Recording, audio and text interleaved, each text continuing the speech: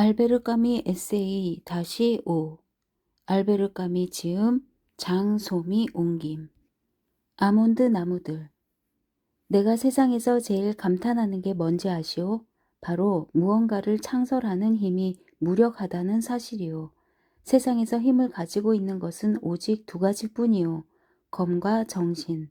결국엔 검이 늘 정신에게 패배합니다. 나폴레옹이 직접 제국의 내신으로 임명한 시인 루이드 퐁탄에게 한 말이다. 이와 같이 정복자들은 때때로 우울해진다.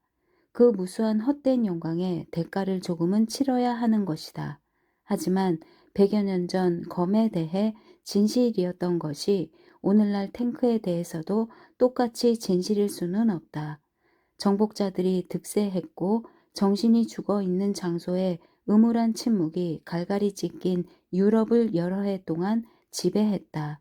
프랑스가 네덜란드를 침공하여 벌어진 플랑드르 전쟁 중에도 네덜란드 화가들은 닭장의 수탉들을 그렸을 것이다. 슐레지엔 신비주의자들의 기도는 아직도 일부 사람들의 가슴 속에 살아있지만 사람들은 프랑스와 영국 간에 벌어졌던 100년 전쟁도 잊었다. 오늘날은 사정이 달라졌다. 화가와 승려들도 징집당한다. 우리 모두는 이 세계와 연대하기 때문이다.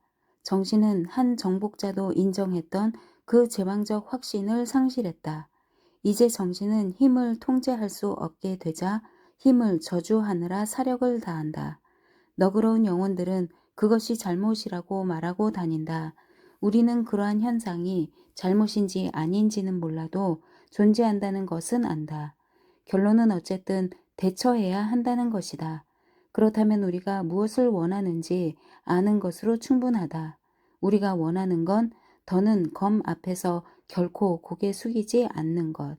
더는 정신을 섬기지 않는 힘에 결코 정당성을 부여하지 않는 것이다.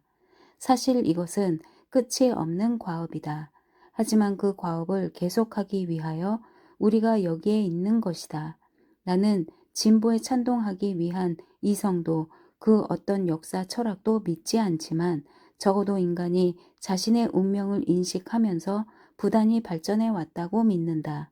우리는 우리의 조건을 극복하지 못했지만 그것을 보다 더 잘 인식하게 되었다.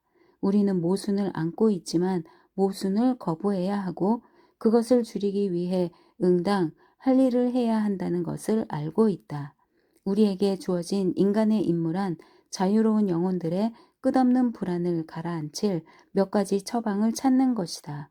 우리는 찢어진 것을 다시 꿰매야 하고 너무도 명백하게 부당한 세계 속에서 정의를 꿈꿀 수 있도록 만들어야 하며 세계의 불행에 중독된 민중들에게 행복이 의미 있도록 만들어야 한다. 당연히 초인적인 과제다. 하지만 인간이 완수하는데 오래 걸리는 것을 초인적인 과제라 일컫는 것이고 그뿐이다. 그러니 우리가 원하는 바를 알고 있자 혹여 힘이 사상이나 안락의 얼굴로 우리를 현혹할지라도 굳은 정신을 유지하도록 하자. 첫째는 절망하지 않는 것이다. 세계의 종말을 외치는 자들의 말에 크게 귀 기울이지 않도록 하자. 문명은 그리 쉽사리 사멸하지 않는다. 비록 이 세계가 무너진다 해도 다른 세계들이 무너지고 난 뒤에 일일터다. 우리가 비극적인 시대에 살고 있는 것은 자명하다. 하지만 너무도 많은 사람들이 비극과 절망을 혼동한다. 영국 소설가 로렌스는 말했다. 비극이란 불행을 걷어차는 힘찬 발길질 같은 것이리라. 그야말로 건전하고 당장에 적용할 수 있는 생각이 아닌가.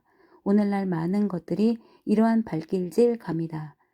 알제에 살던 시절 겨울이 되면 나는 늘 참고 기다렸다. 서늘하고 순결한 2월의 어느 날 레콩실 계곡에 아몬드 나무들이 단 하룻밤 만에 하얀 꽃으로 뒤덮이리라는 것을 알았기 때문이다. 그러고 나면 나는 눈꽃같이 연약한 그 꽃들이 그 모든 빗줄기와 바닷바람을 견디는 것에 경탄하곤 했다. 꽃들은 매년 열매를 맺을 준비에 딱 필요한 만큼씩 버텨냈다. 여기에 어떤 상징이 있는 것은 아니다. 상징으로는 행복을 쟁취할 수 없을 것이다. 행복에는 보다 진지한 무엇이 필요하다. 나는 다만 아직 불행 한가운데 있는 이 유럽에서 때로 삶의 무게가 지나치게 버거워질 때 그토록 많은 힘들이 여전히 건재한 저 빛나는 나라로 돌아간다는 말이 하고 싶었을 뿐이다.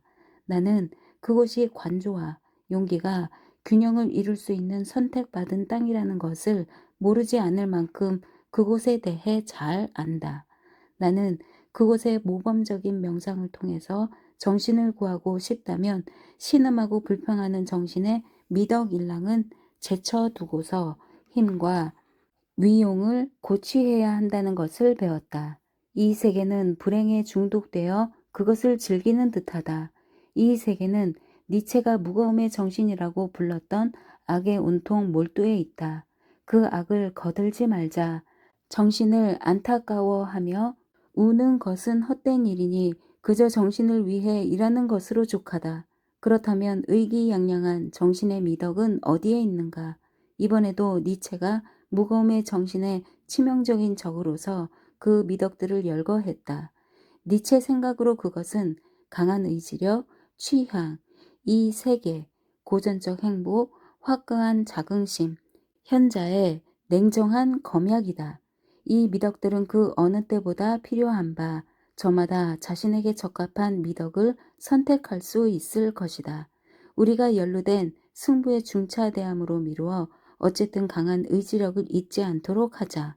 선거 유세, 연단에서 볼 수 있는 미간의 찡그림이나 위협에 수반되는 것이 아니라 흰빛과 수액의 미덕으로 모든 바닷바람에 저항하는 의지력 말이다. 세계의 겨울 동안 열매 맺을 준비를 하는 것은 바로 그 힘이다.